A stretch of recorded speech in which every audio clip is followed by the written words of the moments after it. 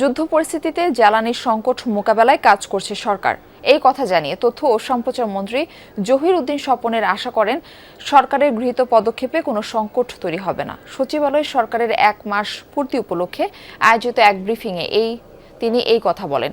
তথ্যমন্ত্রী বলেন, জ্বালানি সংকটের কারণে অস্থিরতা তৈরি হয়েছে, সেটি সরকারের মধ্যে একটি চাপ সৃষ্টি করেছে।